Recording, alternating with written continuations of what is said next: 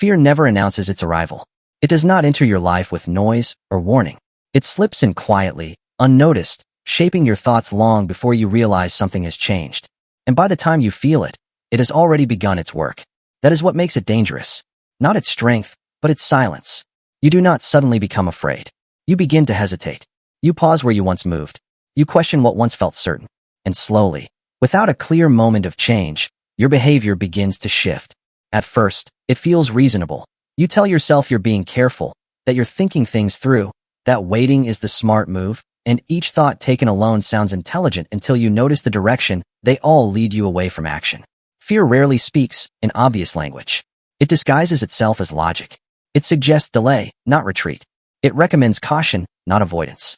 It presents itself as protection when in truth, it is limitation operating quietly beneath your awareness. Let me ask you something directly. How many times have you postponed something? Not because you could not do it, but because something inside you made action feel heavier than it should have felt. Not impossible, just uncomfortable enough to delay. That is how fear works. It does not stop you outright. It influences you subtly. It shifts your focus. It magnifies risk. It reduces confidence. And the more you listen, the more natural its voice begins to feel until you no longer question it. This is how it takes control. Not in one moment, but in many small ones. Each hesitation strengthens it. Each delay confirms it. Each avoided action reinforces the pattern until fear becomes part of your thinking, woven into your decisions without resistance. Fear grows through repetition. The more you obey it, the stronger it becomes. And over time, what began as a quiet suggestion becomes a fixed response. You no longer evaluate action. You react automatically, guided by a pattern you did not consciously choose. This is how men become limited, not by lack of opportunity, but by invisible boundaries formed in their own minds. Boundaries that feel real because they have been repeated so often. But they are not real, they are constructed. And what is constructed can be dismantled, but only if it is recognized. That most never recognize it. That they believe their hesitation is rational, their caution justified, their delay necessary. And because they mislabel fear as intelligence, they protect it instead of confronting it. This is the trap. Fear does not need to overpower you. It only needs to remain unnoticed. Because what remains unnoticed continues to grow without resistance. And what grows without resistance eventually shapes your identity, your actions, your results, your entire direction. Have you ever noticed how something becomes harder the longer you wait? How a simple action becomes complex after days of thinking? How the weight of it increases the more you delay? That is not reality changing. That is fear expanding. It feeds on time. The longer you hesitate, the more it builds. It adds layers of doubt, layers of imagined risk, layers of uncertainty until the action you once considered simple begins to feel overwhelming. And at that point, most retreat, not because they lack ability, but because fear has altered their perception. It has convinced them that what is possible is now out of reach. This is why fear must be addressed early at the root before it becomes a pattern. Because once it becomes a pattern, it no longer feels like fear. It feels like who you are. And that is when it becomes most difficult to remove, but not impossible. In this lesson, you will discover how fear enters the mind without detection, how it disguises itself as reason, and how it gains strength through repeated obedience. You will learn how to identify the moment it begins to influence you and how to act before it grows.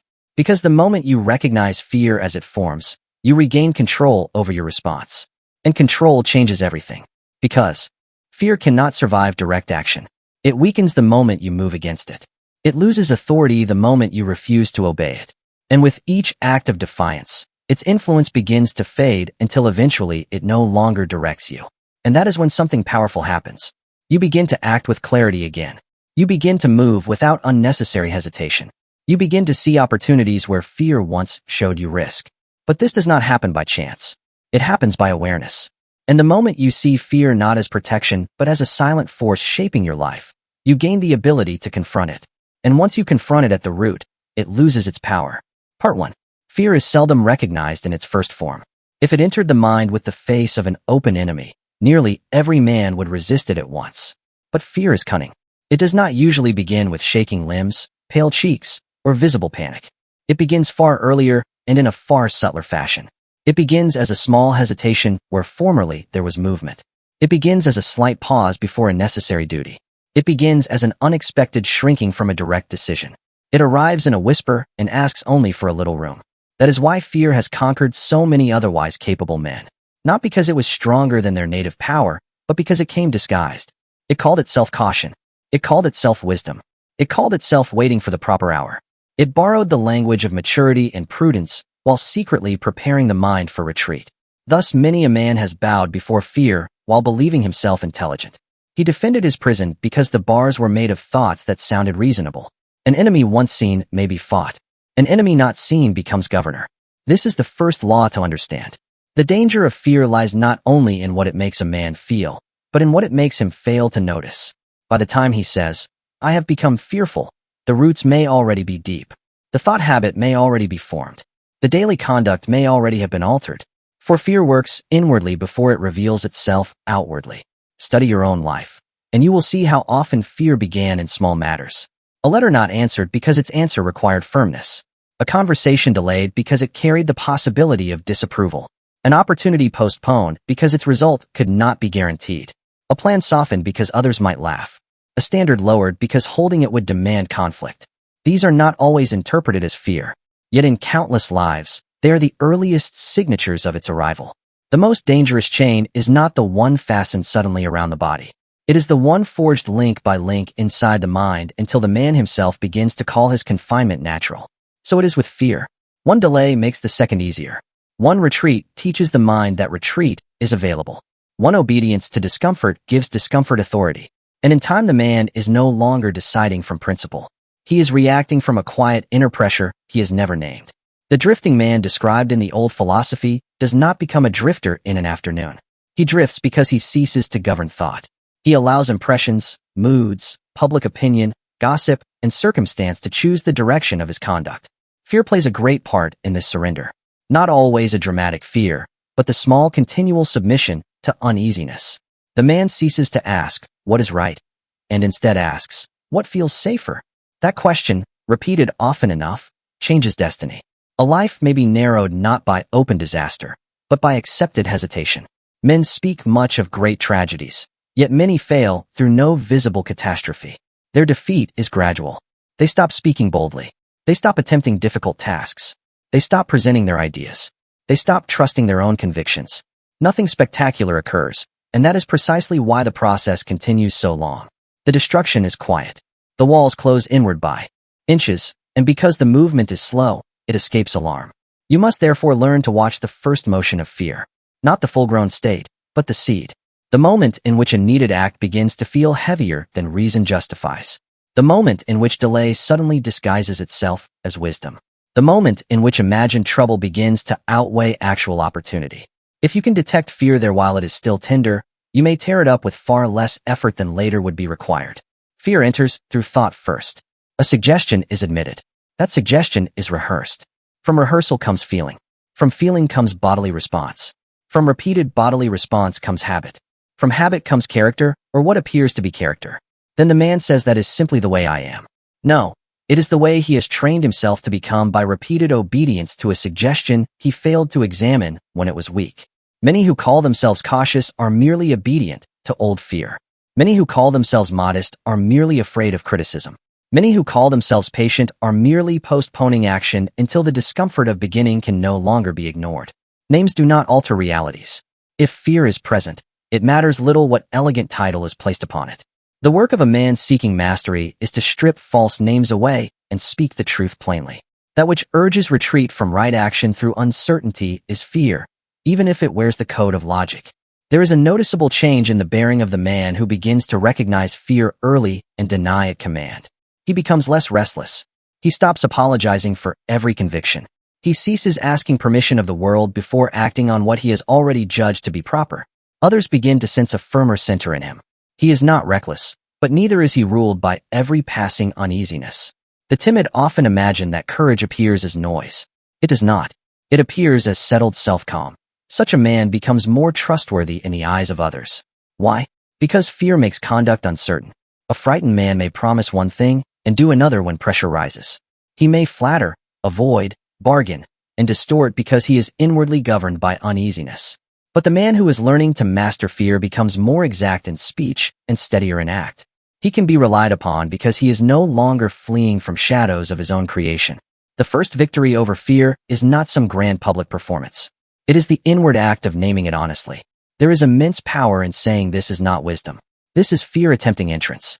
The unseen enemy loses part of its power the moment it is clearly identified. For confusion nourishes fear, while clarity starves it. The man who knows what is happening in his own mind is already in a stronger position than the one who merely suffers vague, inward pressure and calls it fate. Do not wait until fear has become a temperament. Meet it as an intruder. Challenge it when it first suggests delay. Challenge it when it first magnifies risk beyond proportion. Challenge it when it first seeks to make ease appear noble. The roots of great weakness are often tiny when they first appear. The man who respects this fact saves himself much future labor. Say to yourself, I recognize fear at its first whisper. Say to yourself, I do not confuse hesitation with wisdom. Say to yourself, my mind is governed by purpose and not by uneasiness. Say to yourself, I tear fear out while it is still young. A man who learns this early acquires one of the greatest advantages in life. He ceases to wait for courage as a feeling and begins to practice courage as government. He understands that fear thrives in silence only so long as the master of the house remains asleep. But once the master awakens, once he begins examining what enters, fear can no longer build itself secretly into habit with the same ease. Awareness is the first act of sovereignty. Part 2. There are forms of fear so common that millions live under them without recognizing the exact nature of their bondage. The fear of poverty, the fear of criticism, the fear of failure, the fear of ill health, the fear of loss of love, and the fear of death. These are among the chief tyrants that silence initiative and darken decision.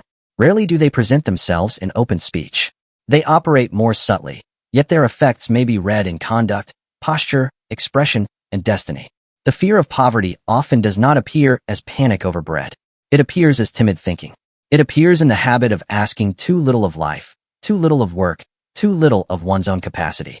It appears in cheap bargaining with one's standards, in the refusal to risk effort for fear of uncertain return, in the worship of security at the cost of growth. Many remain poor, not merely because money is scarce, but because fear has trained them to think in cramped measurements. The fear of criticism is perhaps even more destructive because it touches the soul's relation to opinion. Under its rule, a man begins to live before a public jury that exists mostly in imagination. He edits his speech, lowers his ambition, dresses his convictions in weak language, and withholds his best energies lest some lesser mind disapprove. He becomes divided against himself, desiring one thing inwardly while performing another outwardly.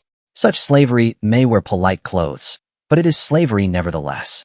The fear of failure has ruined many who would have tolerated hardship, but could not tolerate the bruise to their pride. Therefore, they prepare endlessly, revise endlessly, wait endlessly, and study endlessly while action stands at the door neglected. They tell themselves they are making ready, when in truth they are hiding from the possibility of an imperfect beginning. Yet nearly every significant achievement is born clumsy and grows strong only through continued labor. The fear of failure demands perfection before the first step. Life grants improvement only after the first step. See how different men have met these tyrants. Abraham Lincoln suffered defeat, misunderstanding, and seasons of severe discouragement. Yet he was not finally mastered by fear. Napoleon Hill faced ridicule when his ideas offended established judgment. Yet he did not hand his convictions over to public laughter. Thomas Edison met repeated disappointment in experiment. Yet he did not interpret temporary defeat as a command to cease. These men were not spared the presence of fear. They refused at authority. This is an important distinction. Many imagine fearless men to be those who never feel pressure, doubt, uncertainty, or the weight of possible loss. That is childish thinking. Fearlessness in practical life more often means that such inward suggestions are not permitted to become governors. The feeling may visit, but it is not enthroned. The voice may speak, but it is not obeyed. That is how power is built, not through the absence of inward challenge, but through the establishment of rightful command over it. Fear of poverty says, do not attempt much, for you may lose what little you have. Fear of criticism says, do not speak plainly, for others may think you foolish. Fear of failure says, do not begin until success is certain. Listen closely, and you will notice that each form of fear seeks the same result: the paralysis of decision. They do not always ask for surrender outright. They ask only that action be delayed, softened, reduced, postponed, or made conditional upon comfort. A man may appear sensible to the crowd while living far beneath his true measure. That is one of the tragedies of fear. It can make a small life look respectable. Others may call him prudent, balanced, and realistic. while within he knows he has sold ambition for approval, safety, and ease. The world often praises moderation when what it truly witnesses is the shrinking of a soul under unseen pressure. Beware of becoming acceptable at the price of becoming diminished. The man who begins conquering these fears acquires a different quality of presence. He becomes harder to manipulate because he is less dependent upon opinion. He becomes more exact in decision because he has ceased waiting for universal certainty. He speaks with greater weight because he is no longer borrowing conviction from the crowd. Others read this in him even if they cannot name it. They feel leadership in those who have ceased trembling before common fears. The fear of criticism especially must be attacked without mercy. Countless worthy undertakings die unborn because men imagine the laughter of others more painful than the regret of a buried life. But observe the world soberly. The same public that laughs at unusual effort today often praises it tomorrow when success has made it fashionable. If you bend your purpose to escape mockery, you place your destiny in the custody of those too timid to create one of their own. The fear of poverty must likewise be met by a broader understanding. Riches are not drawn to apologetic thinking. Opportunity rarely kneels before a timid spirit. The man who fears lack often behaves in ways that invite it. He bargains from weakness, withholds service, hesitates to assume responsibility, and thinks in terms of protection rather than expansion. It is not always the market that first impoverishes him. Often it is fear narrowing his imagination, his initiative, and his willingness to pay the price of growth. The fear of failure may be conquered by accepting a higher law. That temporary defeat is part of process and not proof of personal worthlessness. Once a man sees this clearly, failure loses much of its sting. It becomes instruction instead of humiliation. Then he can act with greater freedom because he is no longer trying to preserve an image of perfection. He is trying to render service, improve, and continue. Say to yourself, I shall not live under the opinion of lesser minds. Say to yourself, I refuse the timid thinking born of fear of poverty. Say to yourself, failure may instruct me, but it shall not govern me. Say to yourself, my decisions arise from purpose and not from dread. There is a grandeur in the life of a man who ceases bargaining with fear. He does not become rash. He becomes clear. He does not become arrogant. He becomes inwardly free. That freedom appears outwardly in the way he chooses, speaks, begins, persists, and bears consequences. Such men alter their conditions because they have first altered their relation to the old tyrants that once dictated every movement. Part 3. Fear borrows much of its power from imagination. This truth must be understood deeply, for imagination is one of the greatest gifts placed in the human mind. It is the workshop in which plans are fashioned, enterprises conceived, fortunes visualized, and future conditions first assembled in thought. Yet the same faculty that builds empires may, when misdirected, build prisons. Fear seldom creates new material of its own. It takes uncertainty and furnishes it with dreadful pictures. A small doubt, when fed by imagination, becomes a procession of imagined disasters. A minor delay becomes the sign of total ruin. One difficult conversation becomes a forecast of humiliation. One uncertain venture becomes a grand theater of collapse. The fearful man sees not one obstacle, but 20 invented consequences standing behind it. He suffers many times in imagination before life has even delivered one real blow. Thus, fear taxes him with pain on credit. Consider how this process works. A man is faced with a necessary act. Perhaps he must speak, ask, propose, decide, begin, or confront. At first, the act is merely weighty. Then imagination begins serving fear. It paints rejection, ridicule, loss, embarrassment, and defeat. These images are rehearsed. The body responds. The task now feels heavier than it did at first. Delay follows. During delay, imagination paints still darker scenes. What was once simple becomes dreadful through repeated inward exaggeration.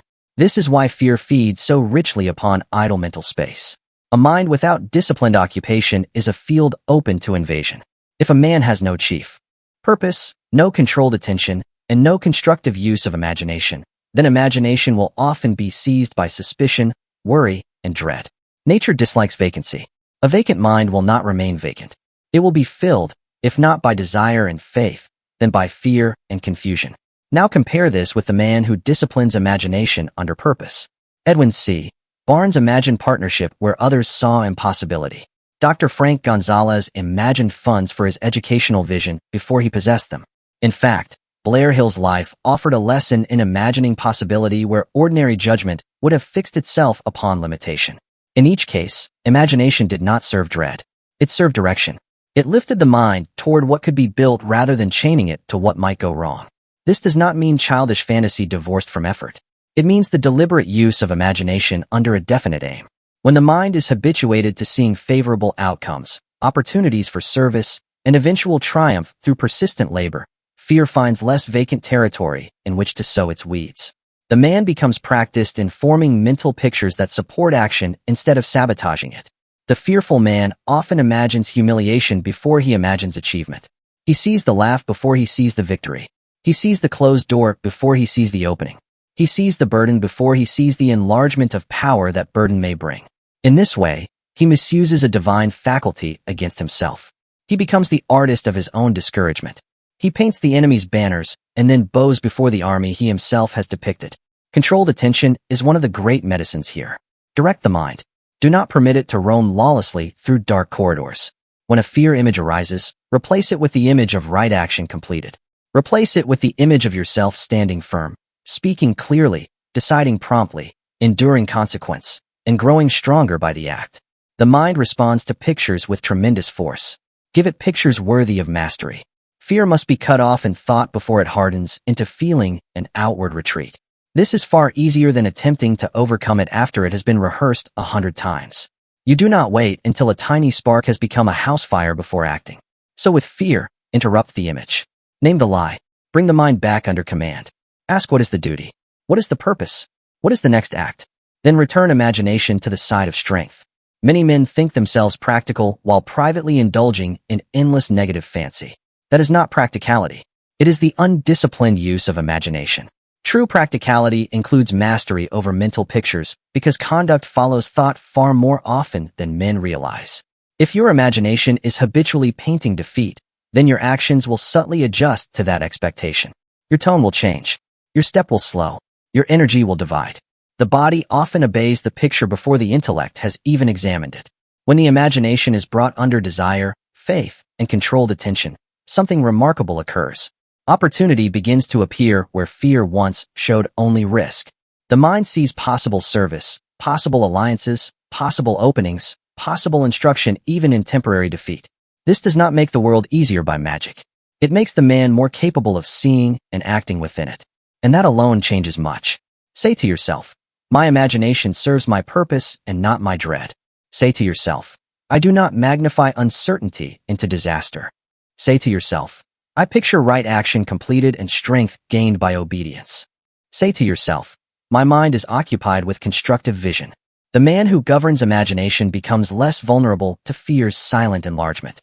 He may still face hard facts, but he no longer adds 10 fictitious burdens to every real one. He meets what is before him, not what dread has painted behind it. This brings serenity for much human. Misery arises not from life itself, but from the misuse of imagination against life. To reclaim that faculty is to reclaim a vast portion of personal power. Part 4. Fear gains permanence through repetition and association. A single thought of dread, if rejected, may leave little mark. But a thought repeated daily settles deeper into the mind. A fear spoken aloud in the same language each morning becomes a form of instruction. If reinforced by the company one keeps, by the atmosphere of the home, by the complaints of associates, and by the habits of one's own body, fear ceases to be a visitor and becomes part of the furniture. Never underestimate the influence of association. The speech of companions is often a hidden education. Sit long enough among doubters, gossip, mockers, and weak thinkers, and you will hear the continual doctrine of fear. It may concern money, health, public opinion, politics, business, love, or death, but the spirit is the same. These people rehearse limitations until limitations feel like wisdom. They call hope naive, enterprise dangerous, discipline excessive, and boldness reckless. A man who absorbs such atmosphere without resistance gradually finds his own courage leaking away. This is why the mastermind principle is not merely a device for business advantage. It is a defense against mental decay. Association with minds of courage, definiteness, and constructive power gives strength to one's own determination. Courage is contagious, just as fear is contagious. What you have just listened to was only the first half of this lecture. I started this channel and wanted to stay in the background and keep the main focus on the message of this channel.